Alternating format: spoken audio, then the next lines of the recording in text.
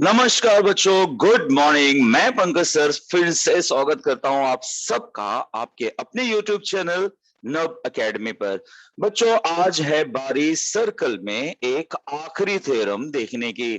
देखिए बच्चों, जो लास्ट एक्सरसाइज है वो है ओमिटेड, जिसमें कॉर्ड्स कट करते हैं एक दूसरे को। यानी कि जब कॉर्ड्स कट करते हैं तब क्या क्या होता है, जब टेंजेंट एक होता है और एक सीकेंट होता है तब क्या होता है, वो सब फिलहाल आपके इस साल के सिलेबस में नहीं है।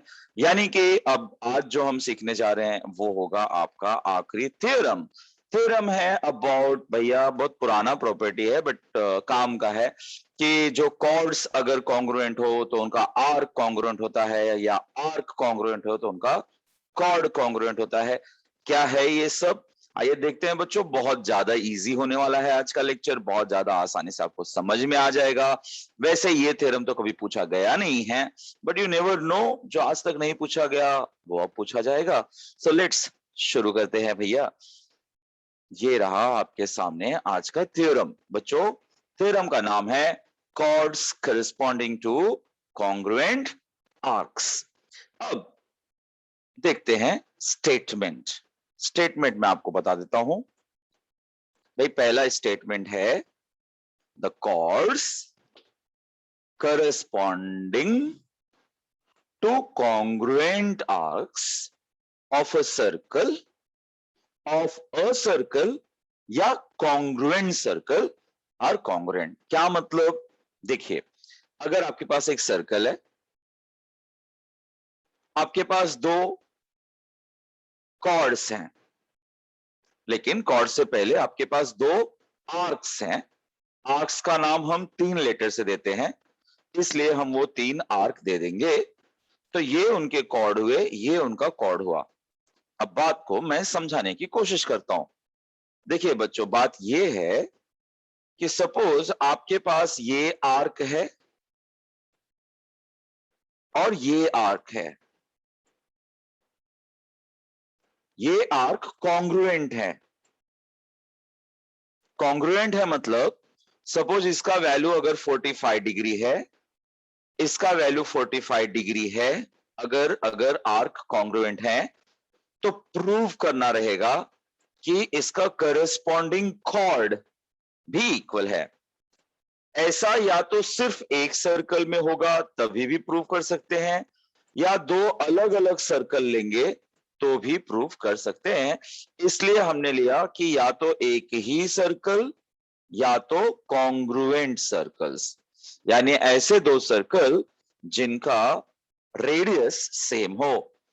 अब इसे देख लीजिए। इसका स्टेटमेंट का मतलब ये हुआ कि अगर arc APC is congruent to arc DQE, then chord AC will be equal to chord DE। ध्यान रखना बच्चों, ये आपको सब में इस्तेमाल होने वाला है, इस्तेमाल होने वाला है। It's very very very important. इसी का कन्वर्स भी होता है, उल्टा भी होता है। उल्टा कैसे होता है भाई? Corresponding arcs of congruent chords. इस बार कह रहा है कि अगर आपके पास सर्कल है, आपके पास आर्क्स हैं, लेकिन इस बार ये जानकारी दी हुई है कि कॉर्ड इक्वल है। This time it is given कि कॉर्ड्स आर इक्वल। तब हम कंक्लूड करेंगे कि अगर कॉर्ड इक्वल है तो उनका करस्पॉन्डिंग आर्क भी इक्वल होगा। बच्चों, दोनों थ्योरम को ध्यान से समझ लेना। इसमें कह रहा है आर्क इक्वल है, इसमें कह रहा है कॉर्ड इक्वल है। ठीक है, इसमें कह रहा है कॉर्ड इक्वल है। ओके, मैं अपने वीडियो को थोड़ा सा छोटा कर लेता हूं, ये इस तरह से। इसमें कह रहा है बच्चों कि कॉर्ड इक्वल है। ठीक है, इसमें गिवन रहेगा आर्क, इसमें गिवन रहेगा कॉर्ड। बस उन्हीं का रिवर्स यूज करना है। अगर आर्क इक्वल है तो इसका मतलब कॉर्ड इक्वल होगा, या कॉर्ड इक्वल है तो उनका आर्क इक्वल होगा। लेकिन कैसे? तो भैया यही सीखने के लिए तो हम सब यहां इकट्ठे हुए हैं। आइए मिलकर इनके बारे में फैसला करें। थ्योरम हो गया the chords corresponding to the congruent arcs of a circle और कॉन्ग्रुएंट सर्कल्स आर कॉन्ग्रुएंट। तो भाई एक सर्कल ले लेते हैं, सर्कल में हम अपने दो प्यारे प्यारे आर्क्स ले लेते हैं और हमारा कॉर्ड भी दिखा देते हैं। अब दिक्कत ये है कि ये प्रूव कैसे होगा भाई। तो पहले गिवन लिखा, हमें टू प्रूव लिखा, अब हमें करना होगा एक छोटा सा कंस्ट्रक्शन। क्या है कंस्ट्रक्शन? ज्वाइन बी ए, चलो बी ए ज्वाइन करो। ज्वाइन बी सी, चलो बी सी ज्वाइन करो। ज्वाइन बी डी, चलो बी डी ज्वाइन करो। ज्वाइन बी ई, चलो भैया बी ई ज्वाइन कर लिया। इससे होगा क्या? अरे भाई बहुत कुछ हो सकता है। देखिए ना, आपका काम ऑलमोस्ट हो गया बच्चों। जब ये कह रहा है कि आर्क एपीसी और आर्क डीक्यूई ये दोनों आर्क इक्वल हैं, तो आर्क एक्चुअली आर्क का मेजर लेते कैसे हैं भाई? आर्क का जो मेजर होता है that is equal to its corresponding central angle. यानी कि अगर आर्क एपीसी और आर्क डीक्यूई इक्वल है तो इसका मतलब उनका करस्पॉन्डिंग सेंट्रल एंगल भी इक्वल होगा। क्या कंक्लूड किया बच्चों? कि कॉरेस्पॉन्डिंग सेंट्रल एंगल भी इक्वल होगा। ये हमने कैसे निकाल लिया? क्योंकि आर्क इक्वल है। अच्छा भाई, जब ये सेंट्रल एंगल इक्वल हो गए तो आइए इस ट्रायंगल और इस ट्रायंगल के बारे में सोचे। देखो ना, क्या मैं कह सकता हूं कि B A is equal to B D? हाँ बच्चों, इक्वल होगा, बिकॉज ये भी रेडियस है, ये भी रेडियस है। और इसी तरीके से बच्चों, क्या मैं कह सकता हूं कि BC इक्वल टू BE है? हाँ भाई कह सकता हूं, बिकॉज ये भी रेडियस है, ये भी रेडियस है। तो आपने क्या ऑब्जर्व किया बच्चों? क्या आपको ऑब्जर्व हो रहा है कि ये वाला ट्रायंगल और ये वाला triangle S A S test से कॉन्ग्रुएंट हो गया? Don't you think so? Right ना? एस ए एस टेस्ट से ये दोनों ट्रायंगल कॉन्ग्रुएंट हो गया।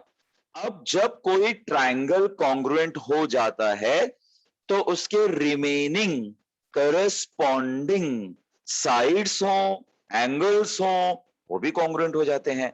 यानी कि जब हमने इन ट्रायंगल्स को कॉन्ग्रुएंट प्रूव कर दिया बच्चों, तो automatically AC will become equal to DE। तो भैया ये है सारा फंडा इसको प्रूव करने का। तो चलिए इन्हीं बातों को धीरे धीरे बता देते हैं। पहला बात मैंने क्या किया बच्चों? मैंने बताया आपको कि ट्रायंगल कॉन्ग्रुएंट प्रूव करना है। तो सबसे पहली बात, A B is equal to A B is equal to A B is equal to A B is equal to D B. A B is equal to D B. क्यों? Radii of the same circle. BC equal to BE। क्यों? Radii of the same circle. और ये angle ABC is equal to DBE। ये angle क्यों equal है? क्योंकि arcs equal हैं। तो मेजर ऑफ कॉन्ग्रुएंट आर्क्स, तो कॉन्ग्रुएंट आर्क्स इक्वल है इसलिए उनका सेंट्रल एंगल इक्वल है। तो इसका मतलब भाई ये दोनों ट्रायंगल SAS टेस्ट से हो गया कॉन्ग्रुएंट। और जब दो ट्रायंगल्स कॉन्ग्रुएंट हो गया तो उसका रिमेनिंग साइड यानी जो हमारा टारगेट है AC और DE, AC और DE ये होगा कॉन्ग्रुएंट।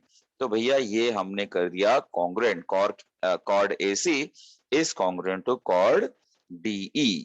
तो इस तरह से बच्चों ये थ्योरम हमारा हो गया प्रूव। ठीक है, कि chords corresponding to the congruent arcs of a circle और congruent circle are congruent। बहुत बहुत बहुत प्यारा, बहुत इजी है। हाँ बच्चों, जब एग्जाम में आता है तो आप क्या करो, प्रूव करने के बाद ये स्टेटमेंट देयरफॉर करके फिर से लिख दिया करना, ये बहुत जरूरी होता है। अब बारी आती है इसके कन्वर्स की, इसके उल्टे के। वैसे एग्जाम में कन्वर्स एक्सपेक्टेड नहीं है, बट यहाँ पर बड़ा अच्छा थ्योरम्स है, लगे हाँ तो प्रूव हो जाएगा, सो जान जाइए। भाई बात ये है कि वही दो आर्क्स हैं, लेकिन इस बार ये नहीं मालूम कि ये आर्क इक्वल है कि नहीं, लेकिन ये मालूम है कि कॉर्ड इक्वल है। तो गिवन में इस बार लिखेंगे कि भाई कॉर्ड इक्वल है। पिछली बार गिवन में क्या था, पिछली बार गिवन में क्या था कि आर्क इक्वल था, आर्क, राइट, देख लीजिए आप, पिछले वाले में गिवन था आर्क इक्वल है। अब क्या है, अब हमारे पास कॉर्ड इक्वल है। अच्छा, कॉर्ड इक्वल हो गया तो हमें प्रूव करना है कि आर्क इक्वल है। कंस्ट्रक्शन बच्चों सेम करेंगे, सबको ज्वाइन करेंगे, दो ट्रायंगल हो गया। आइए इसको कैसे करेंगे इस बारे में समझते हैं।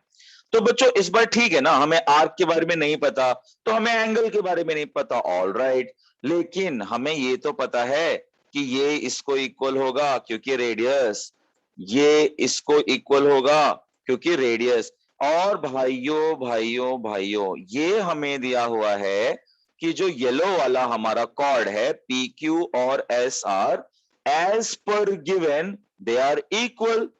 हमारा कॉर्ड तो इक्वल है, इस बार ये गिवन है, ठीक है, तीन चीजें इक्वल हो गई, तो ये ट्रायंगल और ये ट्रायंगल अब एस, एस और एस इस टेस्ट से कॉन्ग्रुएंट हो जाएगा। और भाई जब दो ट्रायंगल कॉन्ग्रुएंट हो गए तो उसमें जरूर तीन फैक्टर्स का इस्तेमाल हो चुका, तीनों साइड्स का इस्तेमाल हो चुका, तो जो उनका करस्पॉन्डिंग एंगल्स बच गए वो होंगे कॉन्ग्रुएंट, राइट बच्चों। यानी कि जब हमने ये प्रूव करा कि ये ट्रायंगल और ये ट्रायंगल है कॉन्ग्रुएंट, तो इसका मतलब हुआ कि इसका करस्पॉन्डिंग एंगल हो जाएगा कॉन्ग्रुएंट। और जब करस्पॉन्डिंग एंगल कॉन्ग्रुएंट हो गया तो हमने बड़े ध्यान से देखा तो हमने पाया अरे भाई ये तो सेंट्रल एंगल है। तो अगर सेंट्रल एंगल कॉन्ग्रुएंट हो गया तो इसका मतलब उसका करस्पॉन्डिंग आर्क, उसका करस्पॉन्डिंग आर्क भी कॉन्ग्रुएंट हो गया। Isn't it? It's very very very easy and smooth theorem. तो भैया बस करना क्या है, तीनों साइड्स के बारे में बता के बोल देना है कि ये एस एस एस टेस्ट से हो गया कॉन्ग्रुएंट, इसलिए वो जो एंगल्स हैं पी ओ क्यू और आर ओ एस वो भी हो जाएगा congruent because of corresponding angles of congruent triangle C A C T. And therefore जो उनका करस्पॉन्डिंग आर्क है यानी कि P M Q will be congruent to R N S. तो बच्चों इस तरह से दो थ्योरम जो एक दूसरे को रिलेटेड थे, आप कह सकते हो कन्वर्स थे, ये हो गया पूरा। तो इस तरह से हमने सर्कल के थ्योरम्स को बच्चों कर लिया है पूरा। आपको कैसा लगा, समझ में आया, कैसा लग रहा है हमारा थ्योरम सीरीज, ये हमें जरूर बताइएगा।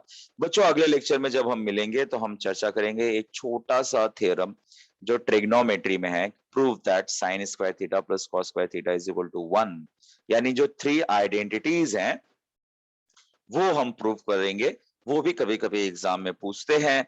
सो नेक्स्ट लेक्चर में जब मिलेंगे तो वो ट्रिग्नोमेट्री का बड़ा ही इंपॉर्टेंट जो हमारा है वो हम पूरा करेंगे। अभी के लिए बच्चों इतना ही, शुक्रिया, बाय बाय, टेक केयर।